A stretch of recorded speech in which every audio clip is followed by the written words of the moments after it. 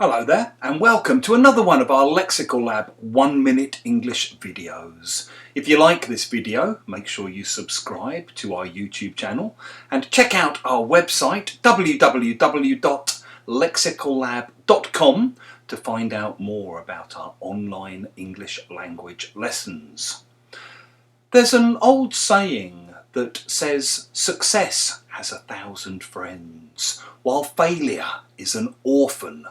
In other words, the more successful you become, the more people want to be around you, whereas when you fail, nobody wants to know you. And over recent weeks, nothing has shown the truth of this more than the progress of this England football team to the finals of the European Championships. 3 or 4 weeks ago, many people on the right of British politics, people like Boris Johnson and Nigel Farage, Mr Brexit, and members of Boris Johnson's government such as Priti Patel, were busy criticising, slagging off the England players for daring to take the knee before games in a sign of solidarity against racism.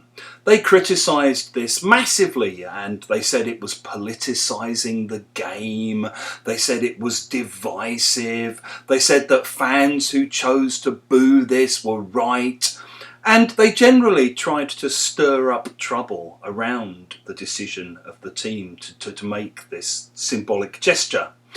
As the team has done really well and progressed all the way through to the final, they've changed their tune a little bit. And over the last few days, we've had the rather sickening sight of all of these politicians wrapping themselves in the cross of St George and trying to pretend that they've supported the team all along. Personally, I've got no time for this kind of fake patriotism, and I've got no time for these kind of phony gestures.